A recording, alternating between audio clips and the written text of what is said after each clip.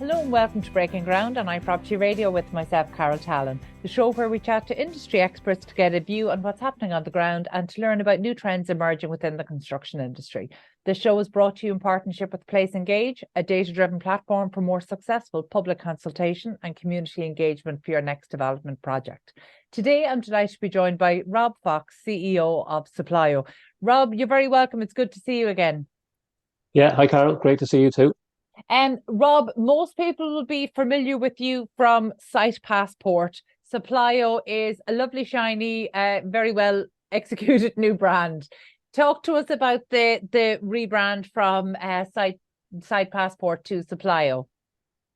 Yes, we had a rebrand in September, and it's gone extremely well. I suppose we just wanted to freshen up the brand. We've been in business for about 6 years, and based on our feedback and the type of work that we're doing with our customers and how we've evolved over the past 6 years, we felt it was time for a rebrand. And I suppose the name Supplio, I suppose, speaks probably more accurately to what we do and the value that we provide.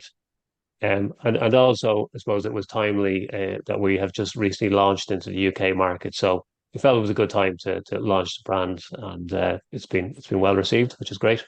Very good. And look, you're absolutely right. Supplio is a really good term because obviously your focus is on helping the construction industry to expand and improve relationships and really solidify their supply chain. So you might just talk to us, maybe start from the beginning for anybody who's not familiar with the offering. Because we have seen post-COVID that there's been a huge uptake in construction technologies, but construction companies can still be confused and project owners can still be confused about how all of these different technologies integrate and play well together. So you might just take us through from the initial offering how Supplio works.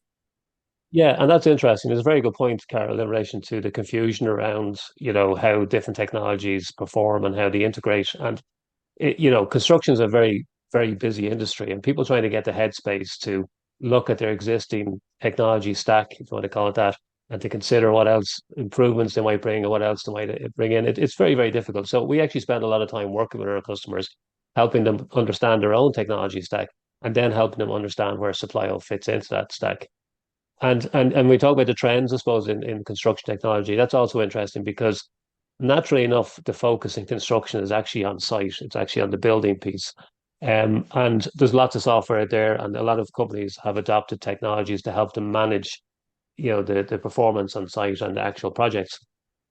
I suppose what we're seeing now is that a lot of companies have got that figured out, and now they're actually looking to say, okay, well, what can we do in the pre-construction space that actually will help improve how we perform on site?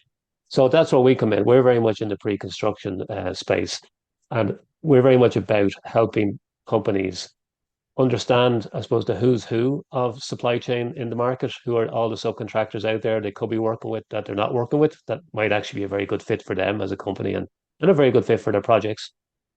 And it's building relationships, as you said, with those companies, getting to know them, getting to understand them, and but also understanding specifically what their capabilities are and what their capacity is. So, because at the end of the day, it's a matching exercise, and as I said, construction is highly competitive. The margins are thin, the risks are high. So choosing your right subcontractors and the right supply chain partners can be the difference between success and failure. So that's what we do. We ultimately help main contractors and property developers to find the best subcontractors out there that are best suited to them, that are best suited to their projects, and we'll give them that critical balance between price and performance, because it can't be all about price. The subcontractors have to be able to do the job, capable of doing the job and perform. So it's this balance between price and performance.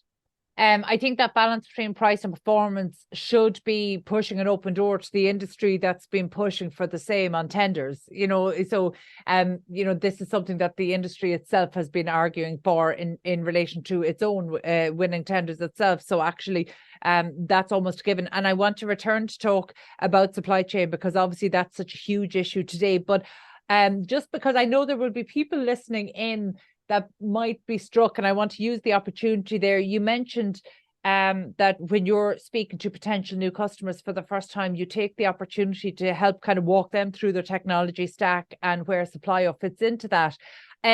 this is something that I'm genuinely curious about, because there's a widening gap between the best in class in terms of contractors who are the best in class and those that are really lagging behind. So talk to me about what a best in class technology stack looks like for project owners today.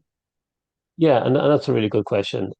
And I suppose, I mean, the technology is just reflecting the existing process in construction. Like no technology company is reinventing the wheel. They're just trying to provide a better technology solution that streamlines and improves the process. So when we look at technology stacks with companies, we have a template that we lay out for them, which essentially starts at the design, bidding, procurement, tender handover, and the construction phase, and all the different elements of construction around health and safety and quality. So we lay out a template, and then what we help them do is we help them overlay and say, well, at the moment, how do you do those different pieces? And some of it is a software that they might have been using for years. They may or may not be happy with it, but they use it. And some of it might just be internal processes. It might be email and Excel or the solution for that. And and that's very quickly and very easily sets out for main contractors what their technology stack is in a context that makes sense to them. And then after that, I suppose we explain to them we've no problem talking about other vendors because this is a we have to understand who's out in the market for so we can explain to main contractors where we fit, and because that's one of the biggest challenges, where does supply will fit. So we would say to us across these different um, phases of construction and stages of construction, there are various technology you could use.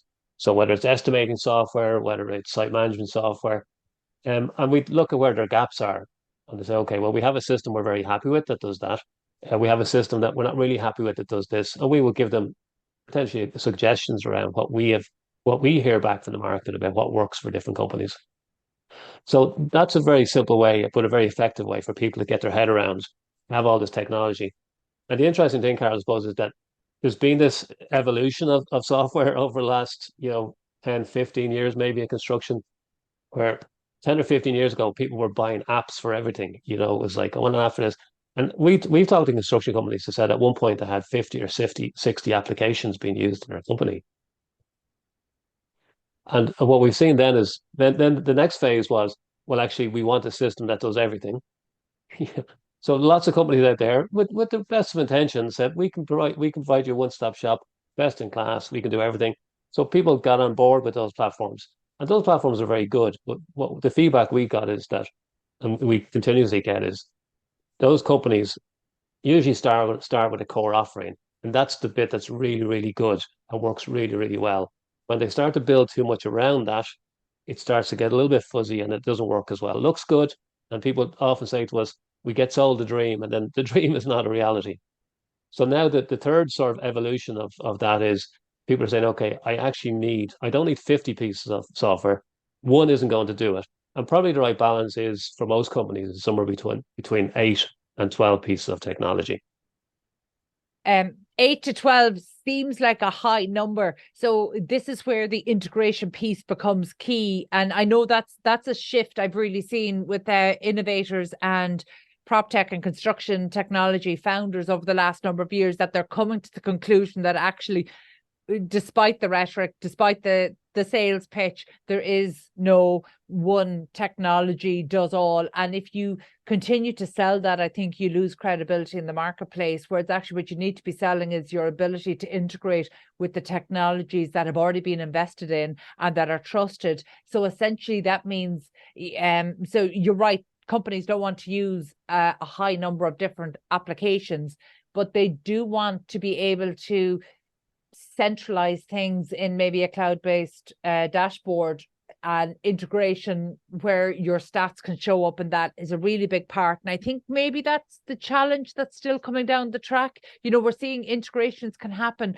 but maybe the reporting functions aren't coming together in one dashboard. And I think that's possibly where we're aiming for over the next kind of 2 to 3 years. Yeah, no, agreed. And every time we talk to customers, integrations is obviously a key focus. But a lot of companies are still at the stage where they're actually trying to understand which individual technologies do the job well that needs to be done, whether it's estimating, whether it's procurement, whether it's site management, whatever it is. And what we normally say to companies is, yes, the integration is important, But don't get too hung up on the integration. What you do need to know is that if you are buying an existing software or a new software, or you're going to keep an existing software, that you know that at the right time in the future, that those systems will be able to talk to each other. But if you start with the integration and try and work it, people just their heads get fried. So Mhm. it's just that the capacity is there to integrate and then make sure you're using the right solution. So that's what we normally say to our customers. Now, some of our customers are very sophisticated and are obviously using Power BI, and they want everything to be bubbled up and to the into the Power BI to get this full dashboard. And some companies are doing that very, very successfully, but that's still quite a small number of companies are at that level. And I think this comes back to our earlier point there about this gap widening between those best in class, those that are doing it very well, and maybe the laggards that will find it increasingly difficult to bridge that gap. One thing I'm very conscious of, and particularly through the show, but actually across the day job as well, we've a huge focus on construction technologies, and we're also very deeply involved in communicating the message that modern construction is so much more than boots on the ground. We like to talk about the offsite and other modern methods of construction. We'd like to talk about the different business functions that wrap around the delivery of construction services. But at the end of the day, this is still very much dependent on humans on the ground doing stuff. And I think there was a very good hoarding put up on a building site that was shared virally online. And the hoarding around the building site just had the text, ChatGPT, build me a building. And obviously, we can talk about the technology as much as we like, but we still are dependent on humans on the ground. And I think this is where the supply chain really emerges as the potential to be the strongest or the weakest link for a construction, for a contemporary contractor. So almost not even stepping away from the technology, but even from the human side of supply chain management, there's still a human dynamic at play here. How can technology help a contractor to expand their supply chain, whether it's because they're winning new projects in new regions and they need to expand in existing regions, or actually develop a whole new supply chain in a region where they don't have the trust and the credibility and the reputation built up? Yeah, and that's a really good question. So I suppose if you take, as I might say earlier on, that 80% of the value of a construction project in supply chain. So whether you're sticking to your knitting and doing, working in the same sectors in the same regions, you always need a good, solid, reliable supply chain to help you do that work. And you need to bring in fresh blood into that at times, naturally. Construction is very competitive. So you've always got to keep the supply chain fresh. Particularly though, a lot of the companies we work with are going into new regions, and particularly obviously there's a lot of main contractors that are moving over more towards housing schemes and residential developments that might not have been their bread and butter before. And that's a whole new supply chain. So whether you're just trying to, have better diversification and resilience in your existing supply chain across your existing contractors, or you need a whole new supply chain, essentially a new region or a new sector, as you said, Carol, it amounts to the same thing. I suppose it's all about information and relationships. So our starting point is who's out there that works in that region, that works in that sector, that you need more subcontractors from, or you just want to build out your supply chain a little bit more. And then after that, it's getting to know those companies. It's starting to build that relationship. So we work with companies to help them reach out to the supply chain, across those various sectors and regions, and to start to invite them in.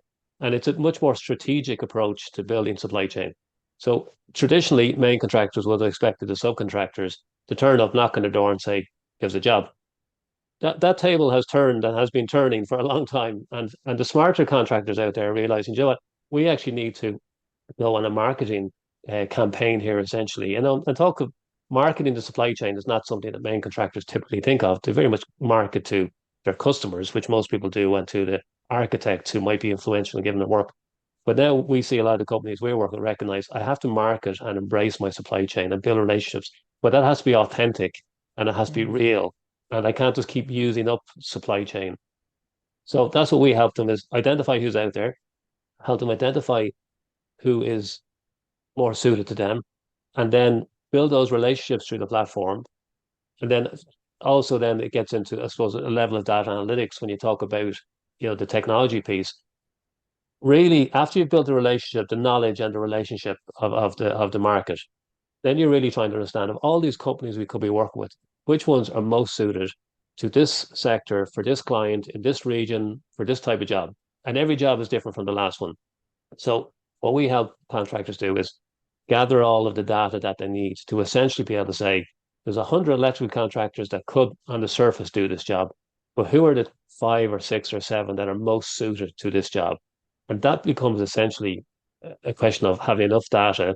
That data needs to be accurate and up to date, and you have to be able to analyze that data in a way that's, very simple and very straightforward. It gives you a simple answer is, as I say, out of 50, here's the 5 who are best suited to this particular project.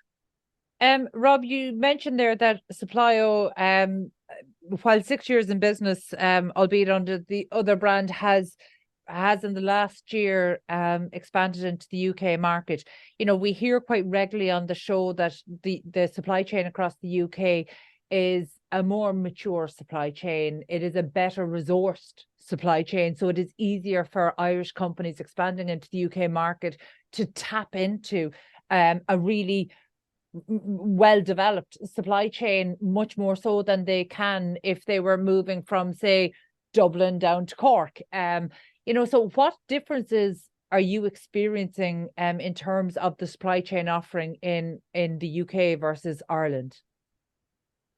Yeah, it is true that the supply chain in the UK is probably just a little bit, a couple of steps ahead, but not massively either, though, Carol. At the end of the day, it's a bit like the hoarding, the chat GPT. People have to turn up on site. Humans have to turn up on site, do the physical work. So it comes down to the quality of those people and the companies. And they can have all the systems in place and everything else, and they can be geared up, but it comes down to the people. But I suppose, you know, one of the differences, I suppose, maybe is that the supply chain in the UK is slightly less fragmented, and the companies are slightly bigger and have slightly better profile and visibility. And in Ireland, there's still a lot of companies that are very much subcontract suppliers, are very much under the radar, particularly in the regions that might have a very little or no profile, online profile at all. So trying to unearth those companies initially can be quite difficult for companies, for contractors. So that's what we do, and that's why you are asked to do these your marketing piece to try and open up the doors and let people know that whoever's in town. But really, it boils down to, you know, it's a matching exercise. So it doesn't really matter to some degree how sophisticated the contractors are. You know, construction is such a broad church. Like even the biggest contractors in Ireland and in the UK do jobs from €1 million up to maybe €100 million, and it's horses for courses. So you need a particular caliber of contractor for the 100 million job. You need a different type of caliber for the 1 million job. That 1 million job might be a pharmaceutical job. So that's it. Just because it's small doesn't mean you don't need very highly specialized contractors. So that's what we come back. It's all about the information. It's all about the data. How do I know who's out there? How do I get enough information about these companies to be able to make better decisions around who I should be even talking to about the job? Never mind giving the job. Who am I going to get to price this job? So, you know yourself that one of the most precarious times for a main contractor or even a property developer is when they're bidding for the work or they're trying to work on the feasibility. If I go ahead with this job, am I going to make any money on it? And essentially, because of the 80% factor, that 80% of the value is the subcontractors, essentially the main contractor developers are relying on those subcontractors and suppliers to tell them what the price of something is on a given day. You have to ask the right subcontractors that question, because one subcontractor could say that'll probably cost about 200 grand. Somebody else might say it's 150. Somebody else might say it's 300 grand. And unless you know which of those companies has the experience and the capability of giving you the right price and a reliable price, you're kind of putting your finger in the air sometimes. And sometimes main contractors miss out on a job because they've taken a price that's too high from the wrong subcontractor. Sometimes they win a job and they're taking the price from the subcontractor that's too low, and they find they have a hole in their bid. So we're very much about, make sure the starting point with anything in estimated procurement is get the right prices from the right subcontractors. That's a good starting point. Well, let's take maybe even a broader look at bid management right now, because I think that that's something that is shifting quickly. And there's I think it's something that companies thought they had streamlined very well because they were doing very successfully. They tended to fall into their niche and keep winning the ones they expected to win. And it became, I don't want to say routine, but there was a certain amount of predictability around bids up until maybe the last 18 months. And we're seeing a shift now. So can you talk to us about some of the trends you're seeing in bid management at the moment? Yeah, I mean, there are changes, all right, and obviously, given the issues with COVID and with Ukraine and all the other conflicts in the world and all the other challenges in the world, it has a massive impact on supply chain and the volatility of prices. So the price you give somebody today could change tomorrow. So that's still the biggest issue. But you're still relying on the supply chain who have the finger on the pulse to be able to give you those prices. I suppose probably one of the biggest shifts, and it hasn't really come about yet, but it's coming very, very quickly, is around ESG. Mm-hmm. And everybody talks about ESG, and people are really struggling to get their head around what does that mean. But in the context of your question, Carol, when companies at the moment price work, they have to give a certain amount of information to say, yes, we do certain things around ESG, and we will endeavor to make sure we can do all of these things around ESG. And that's those lists of questions are getting bigger and bigger and getting harder and harder to answer. The challenge for estimating particularly is that jobs now in the future and when the CSSRD comes in, the regulations governing ESG essentially it come into place next year. All of those questions are going to have to be answered at the estimating stage. So everything is going to nearly have to be agreed exactly what products been used, nearly exactly what subcontractors been used. It's all going to be front loaded.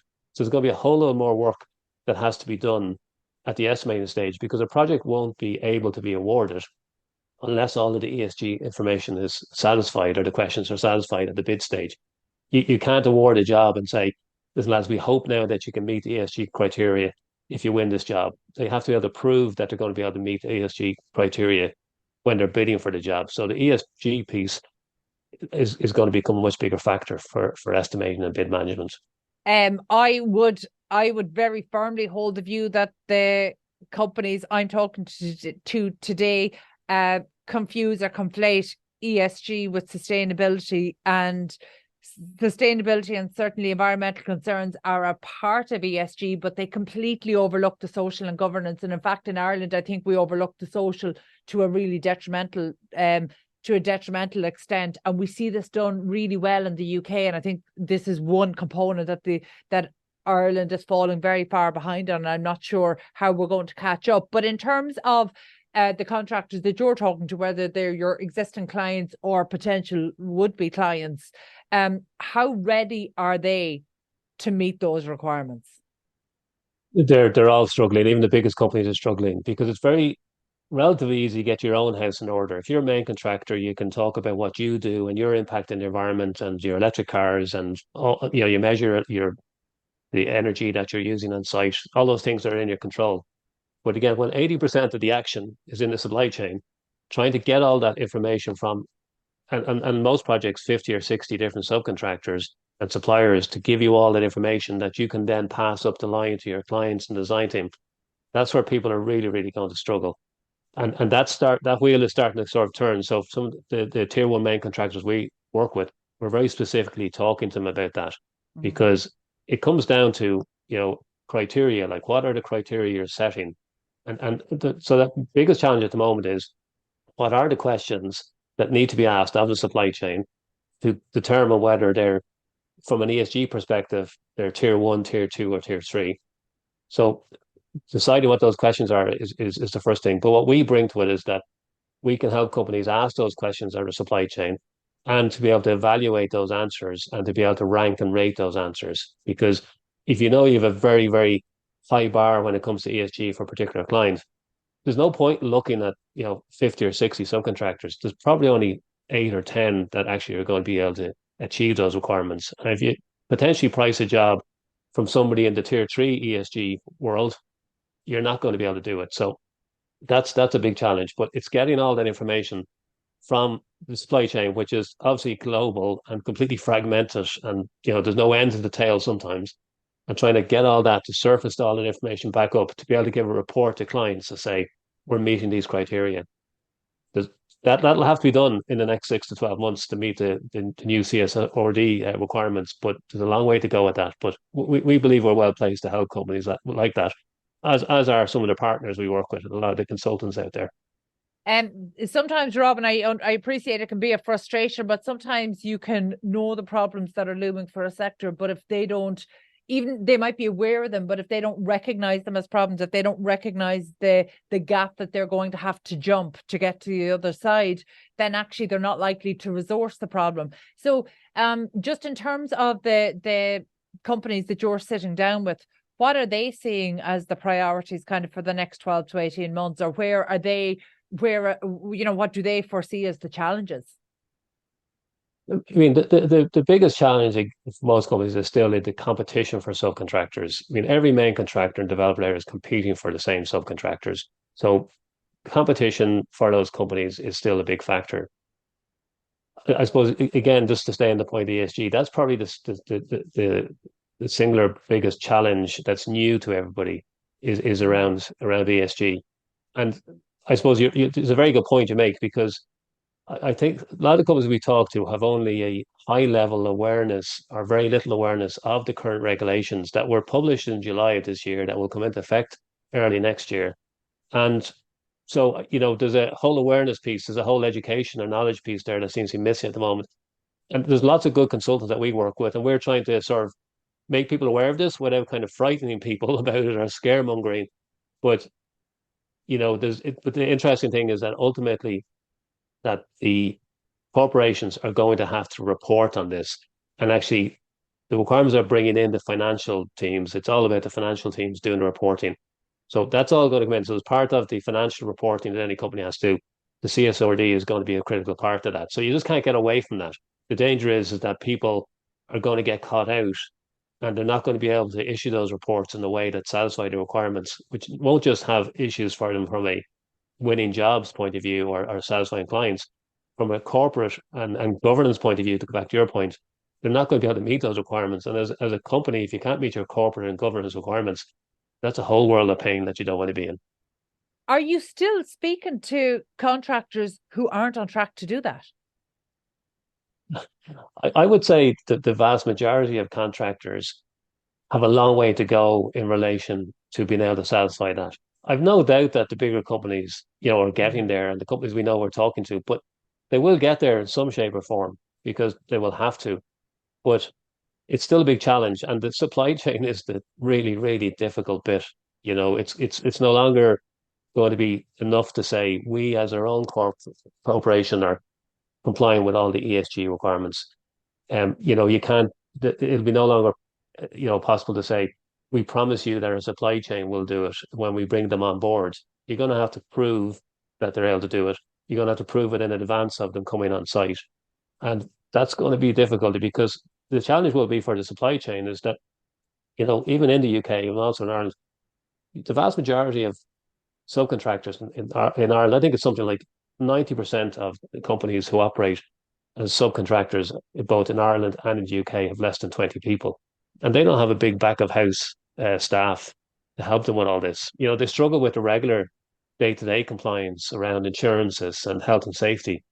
Like ESG is going to dwarf that. So those companies actually need to be given the solution. There's no point beating up the supply chain saying you have to give us this, because they won't be able to give it. And then if they can't give it the information, they can't do the job. And if they can't do the job, well, there won't be enough people to do the work. Rob, that's a really interesting stat. We actually are trying to do a body of work around SMEs involved in construction, and it's really difficult to pull that information together. So I hadn't come across the stat that that of the supply chain, that the majority of those are made up of less than 20 people. Is that an Irish stat?